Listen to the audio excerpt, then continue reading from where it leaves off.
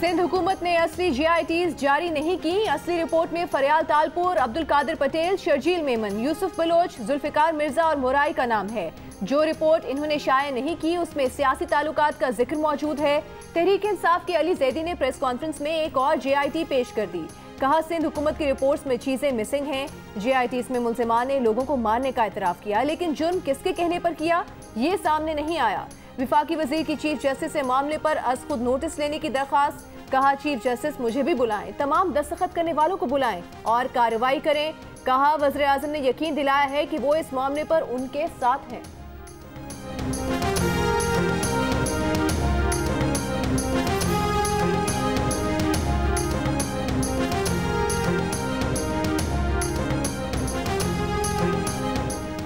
अली जैदी ने press conference में कहा कि सिंध हुकूमत की रिपोर्ट में लिखा है कि उज़ैर बलोच ने जलील और रज़ाक कमांडो के भाई को मारा। जिस रिपोर्ट पर इदारों के दस्तखत हैं, इस रिपोर्ट में है कि 2011 में अब्दुल कादिर पटेल ने जलील के कत्ल की जिम्मेदारी दी। रिपोर्ट में साफ लिखा है कि जुल्फिकार मिर्जा के पार्टी छोड़ने के बाद शर्जील मेमन और टप्पी इनसे काम कराते थे। बोले, ज़रब-ए-आज़्म दहशतगर्दों और उनके सहूलतकारों के खिलाफ था। बहुत सारे सहूलतकार असम्बलियों में बैठे हुए हैं।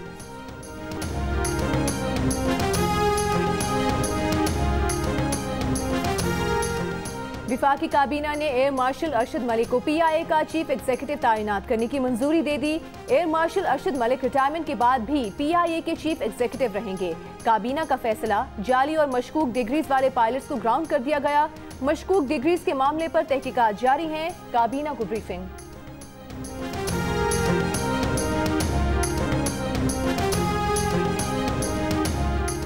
कराची के मुख्तलिफ इलाकों में बारिश, मलीर, लांढी, कुरंगी, गुलशन हदीद, भैंस कॉलोनी में बादल बरसे।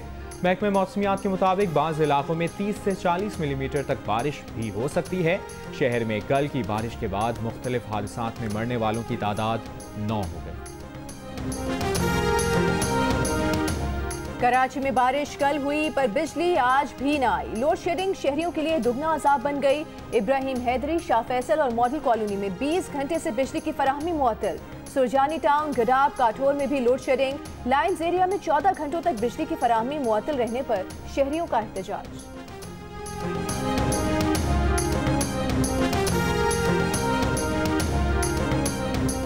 तोशाखाना रेफरेंस में नवाज शरीफ को इश्तिहारी मुल्ज़िम करार देने की कार्रवाई में पेशरफ्त। नवाज शरीफ की तलबी का इश्तिहार जारी। अदालत का नवाज शरीफ को 17 अगस्त को पेश होने का हुक्म।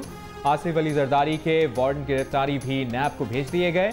आसिफ जरदारी 50,000 रुपए की जमानती मुचलके और एक जामिन पेश करें। बसूरत दीगर आसिफ जरदारी को गिरफ्तार करके पेश किया जाए, अदालत का हुक्म।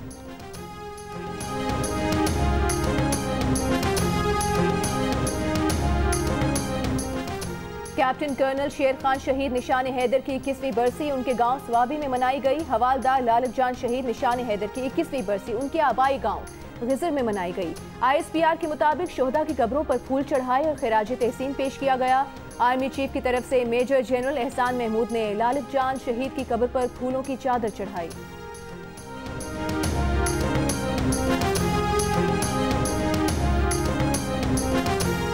कराची की डाउ यूनिवर्सिटी ऑफ हेल्थ साइंसेज ने तमाम अमले बशमूल डॉक्टर्स की तनख्वाहें आधी कर दी।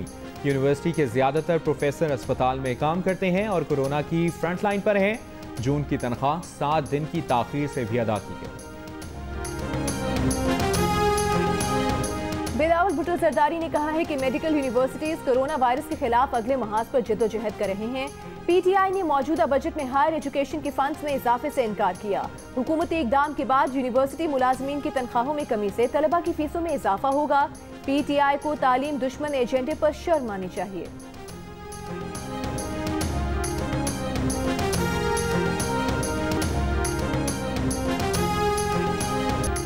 लाहौर हाई कोर्ट ने चैनल 24 की बंदिश का पेमरा का हुक्म मुअत्तल कर दिया। कल मीटिंग मिनट्स पेश किए जाएं, अदालत इसका फैसला करेगी। अदालत की हिदायत, ऑपोजिशन लीडर शहबाज शरीफ का मीर शकील रहमान की फौरी रिहाई और चैनल 24 की बंदिश खत्म कराने का मुतालिबा। ऑपोजिशन की नुमाइंदगी करते हुए स्पीकर कौमी असेंबली को खत लिख दिया। कहा, मीर शकील रहमान की गिरफ्तारी को वकला बरादरी और सहाफती तंजीमें भी इंतकामी कार्रवाई करार दे चुकी हैं। ये मामला मीडिया की आज़ादी के हवाले से मौजूदा हुकूमत की अदम बर्दाश्त का सबूत है। कायदे कानून से मुतालिक उमूर को हल करने के लिए पार्लिमानी कमेटी तश्कील दी जाए। हुकूमत इत्तेहादी चौधरी शुजात हुसैन का वज़ीर आज़म को खत। कहा, वज़ीर आज़म को पहले रोजनामा जंग के editor in chief Mir Shakeel Rahman की गिरफ्तारी पर भी खत लिखा था। अब चैनल 24 का लाइसेंस मुअत्तल करने पर वो खत लिख रहे हैं। उम्मीद है कि वज़ीर आज़म वज़ारत इत्तलात को तमाम मीडिया मालिकान के साथ मेज पर बैठ कर मामलात हल करने का कहेंगे।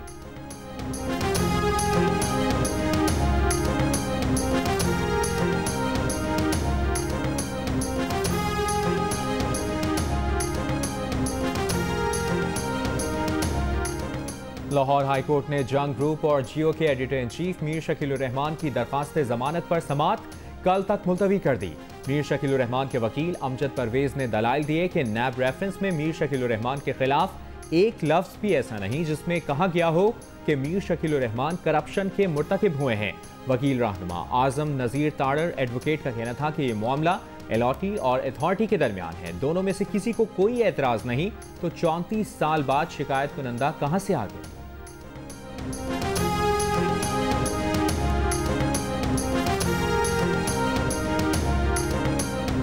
सिंध बार काउंसिल ने भी एडिटर इन चीफ जंग और जियो ग्रुप मीर शकील रहमान की गिरफ्तारी की मजम्मत और रिहाई का मुतालबा कर दिया।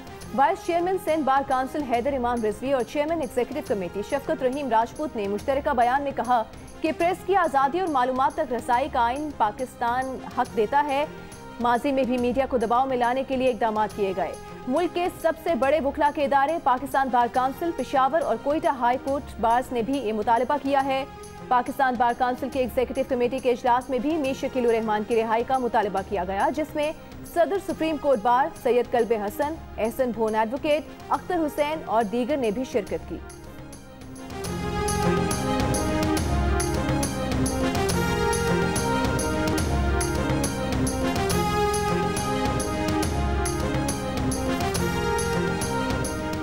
वज़ीर आला सिंध मुराद अली शाह का वज़ीर आज़म इमरान खान को खत। कहा, यह बात अफसोसनाक है कि वफाकी हुकूमत मीडिया को कंट्रोल करने की पॉलिसी पर गामजन है। टीवी चैनल्स की बंदिश और मीडिया की आज़ादी को सल्ब करना खिलाफ आइन है। मीडिया हाउसेस के खिलाफ कार्रवाई से गुरेज किया जाए। मुत्तहिदा कौमी मूवमेंट के कन्वीनर खालिद मकबूल सिद्दीकी ने भी वज़ीर आज़म को खत लिख दिया। कहा, आज़ाद और जिम्मेदार मीडिया हमारे मुआशरे और जमहूरी निज़ाम के लिए ज़रूरी है। इस अहम मसले पर आपकी फौरी तवज्जो की ज़रूरत है।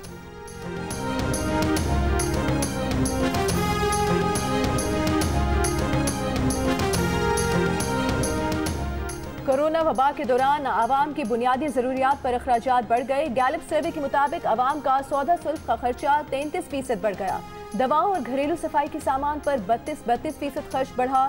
टेलीफोन और मोबाइल फोन पर खर्च में 29% इजाफा हुआ। No, it's not. It's Mongo, the washing machine. When I am king, fortunes will decline while poverty thrives. I've decided that I'm ready to carry the burden of the kingdom, but I can't handle it if it weighs any more than 30 pounds. But you elected a donkey. Only you.